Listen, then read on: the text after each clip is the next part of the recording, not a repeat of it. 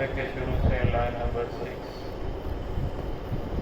سورۃ آل عمران کی آیت نمبر 152۔ اعوذ باللہ من الشیطان الرجیم،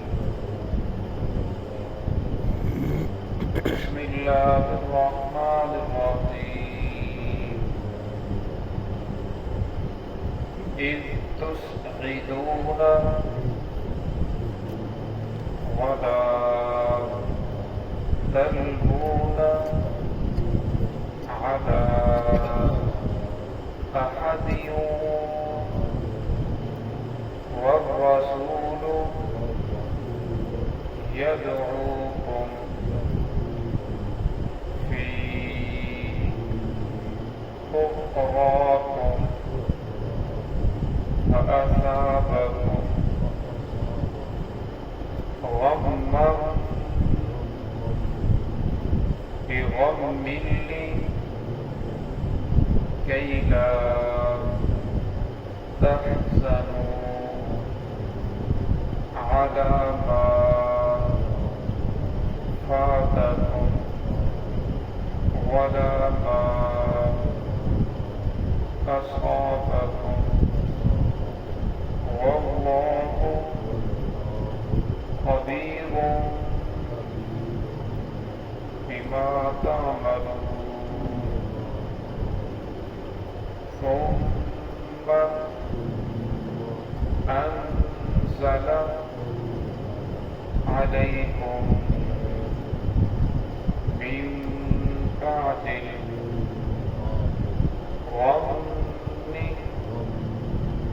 أمنة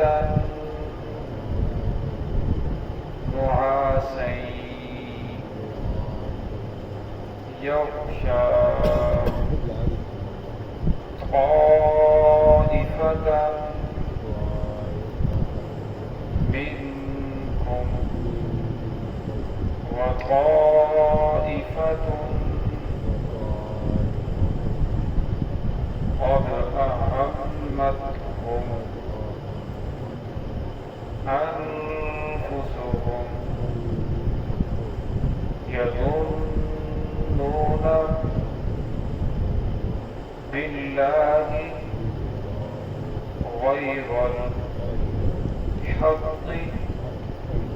ظن الجاهلية۔ بسم الله الرحمن الرحيم۔ إذ تصعدون ولا تلوون على أحد والرسول يدعوكم في أخراكم فأصابكم غما بغم لكي لا تحزنوا على ما فاتكم ولا ما أصابكم والله خبير بما تعملون۔ ثم أنزل عليكم من بعد الغم أمنة نعاسا يغشى طائفة منكم وطائفة قد أهمتهم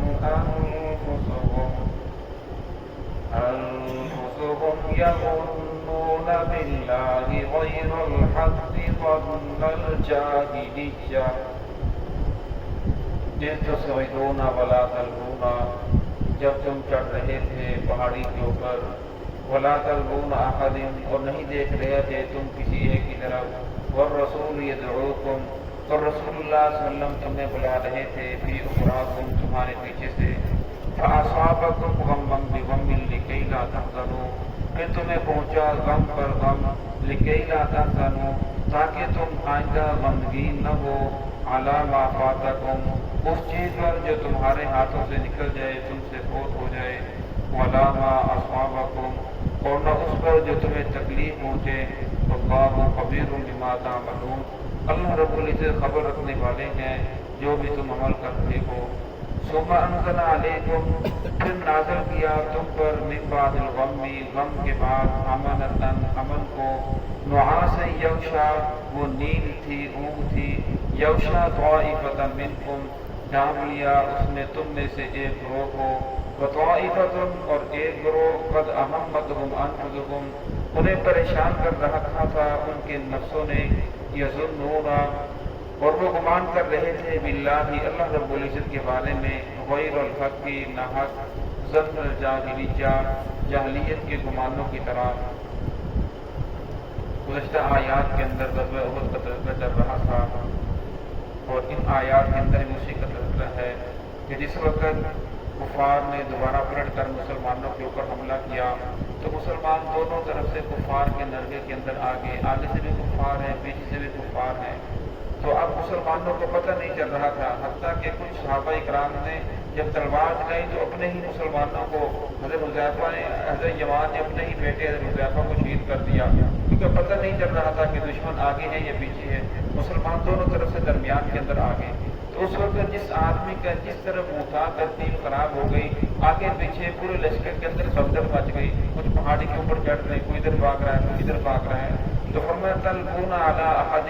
اور رسول اللہ صلی اللہ علیہ وسلم تمہیں بلا رہے تھے تو کسی کو پتہ نہیں چل رہا تھا کون سی بات کدھر سے آ رہی ہے، اور جب صحابہ اکرام کو پتہ چلا کہ رسول اللہ صلی اللہ علیہ وسلم میدان میں ہیں اور آپ صلی اللہ علیہ وسلم آواز دے رہے ہیں، پھر صحابہ اکرام دوبارہ پلٹے، جب دوبارہ پلٹے تو پھر ایک سب کی ایک دوبارہ ترتیب بنی، پھر سب نے یک بار کے ان لوگوں پر حملہ کیا جو کفار کو دوبارہ بتا دیا، میدان چھوڑ کر بھاگ گئے۔ تو اسی کا تذکرہ ہے فی اخراکم فاصابکم غم بغم لکی لا تحزنوا، فرمایا جب رسول اللہ صلی اللہ علیہ وسلم نے تمہیں بلایا اور تمہیں پتہ بھی نہیں چل رہا تھا اور تم انتہائی پریشانی کی حالت میں ادھر ادھر بھاگ رہے تھے، فرمایا پھر اللہ رب العزت نے جس کی سزا یہ ملی کہ تمہیں غم پر غم پہنچے، پہلا غم کہ 70 صحابہ اکرام شہید ہو گئے، دوسرا غم مال غنیمت چھن گیا، اور تیسرا غم کہ رسول اللہ صلی اللہ علیہ وسلم بہت زیادہ زخمی ہو گئے اور صحابہ اکرام بھی بہت زیادہ زخمی ہوئے۔ پھر اللہ رب نے فرمایا لکی لا تحزنوا، یہ جو غم تمہیں پہنچے ہیں اس کے اندر بھی حکمت ہے، یہ تمہیں پریشانیاں پہنچی ہیں اس کے اندر بھی حکمت ہے،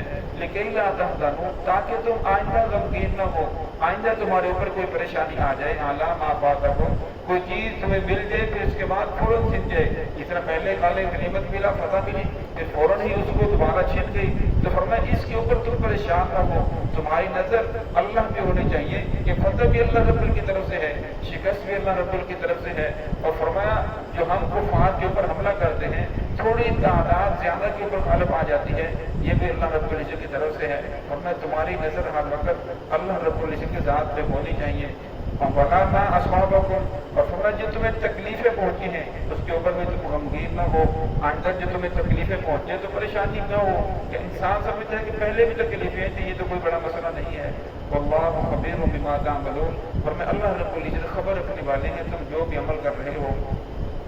ثُمَّ أَنزَلَ عَلَيْكُمْ اب صحابہ اکرام کو جب بہت زیادہ پریشانیاں پہنچی تو پھر اللہ رب العزت نے صحابہ اکرام کے اوپر رحمت کو نازل فرمایا، نیند کو نازل کر دیا۔ اب ایک آدمی پریشانی کی حالت کے اندر کسی کو نیند نہیں آتی، پھر میدان جنگ کے اندر تو اللہ رب العزت نے صحابہ اکرام کے اوپر میدان جنگ کے اندر نیند کو نازل کر دیا، امنۃ نعاسا یغشا اور فرمایا جو ایسی نیند امن کو نازل کیا غم کے بعد اور وہ ڈانپ رہی تھی، طائفۃ منکم تم میں سے ایک گروہ کو اللہ رب العزت کے رحمت نے ڈانپ لیا۔ حضرت ابو طلحہ فرماتے ہیں کہ میں ہاتھ تلوار کو اٹھاتا میرے ہاتھ پھر گر جاتی، میں پھر اٹھاتا پھر گر جاتی، مجھے پتہ نہیں چل رہا تھا تلوار بار بار گر رہی تھی۔ تو حسین احمد مدنی رحمۃ اللہ علیہ فرماتے ہیں اگر میدان جنگ کے اندر انسان کو نیند آئے تو یہ اللہ رب کی طرف سے رحمت برس رہی ہوتی ہے، اللہ رب العزت اس آدمی کو ہر چیز سے ہر پریشانی سے اس آدمی کو ختم کرنا چاہتے ہیں، کوئی پریشانی اس کے دماغ کے اندر دل کے اندر نہ رہے۔ پھر صحابہ اکرام کو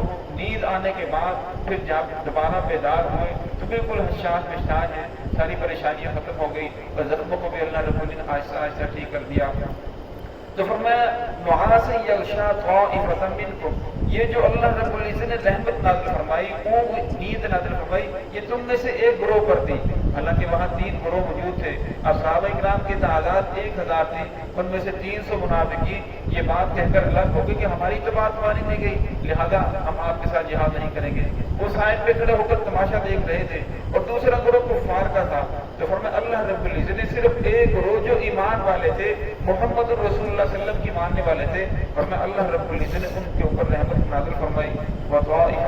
ताइफतुन कद अहम्मतहुम अनफुसुहुम, फरमाया एक ग्रोह वो था जिन्हें उनको उनके नफ्सों ने परेशान कर रखा था। अब वो गुमान कर रहे थे अल्लाह ताला के बारे में नाहक गुमान, और कहते थे कि कुफार ने अल्लाह रब्बुल ने हमें मरवा दिया, ये मुसलमान इतने ज्यादा शहीद हो गए, अब कुफार तो हमारे घरों के अंदर दाखिल हो जाएंगे, क्योंकि वो तो पहले भी मुसलमानों के साथ मिलकर जहाँ नहीं कर रहे थे बल्कि साइड पे खड़ा होकर तमाशा देख रहे थे। और मुनाफिकों का पहले भी ईमान कमजोर था। जो मुनाफिक होता है उसका ईमान तो पहले नहीं होता, पहले ही दिलों के अंदर ईमान नहीं था। अब वो तरह तरह की बातें करने लगे कि अब कुफार तो हमारे घरों के अंदर दाखिल हो जाएंगे, हमारे घरों के अंदर दाखिल होकर हमें कत्ल करेंगे। और मैं वो अल्लाह ताला के बारे में इस तरह के गुमान करने लगे कि अल्लाह रब्बुल की जात ने हमें मरवा दिया। बिल्लाहि गैरुल हक़्क़ि ज़न्नल जाहिलिय्या, और मैं अब वो सोच रहे थे कि दोबारा कुफर की तरफ लौट जाएं और दोबारा हम इस दीन को छोड़ दें। और जो लोग जख्मी हुए थे उन्हें भी इस तरह की दावतें दे रहे थे कि हमें मोहम्मद रसूलुल्लाह सल्लल्लाहु अलैहि वसल्लम का दीन अगर सच्चा होता तो मुसलमान क्यों कत्ल किए जाते, अगर अल्लाह की मदद होती तो फिर इतने सहाबा इकराम जो शहीद हुए ऐसा क्यों होता। लेकिन अल्लाह रब्बुल ने फरमा दिया कि ऐसी बात नहीं है, अल्लाह की मदद तुम्हारे साथ है। अब कुफार आए थे फिर उसी तरह वापस लौट गए। अल्लाह रब्बुल ने सिर्फ आर्जी तौर पर जो तंबीह की है समझाने के लिए, कामयाबी और कामरानी वो मोहम्मद रसूलुल्लाह सल्लल्लाहु अलैहि वसल्लम के तरीके के अंदर है, कामयाबी रसूलुल्लाह सल्लल्लाहु अलैहि वसल्लम की बात मानने के अंदर है, ताकि आइंदा तुमसे कोई ऐसी गलती ऐसी लफ्ज़ शादर न हो। तो फरमाया इस वजह से आर्जी तौर पर तुम्हारी ये परेशानी आई, बाकी तफसील इंशाअल्लाह कल आएगी। दुआ है कि अल्लाह रब्बुल इज्जत हम सबको सिरात मुस्तकीम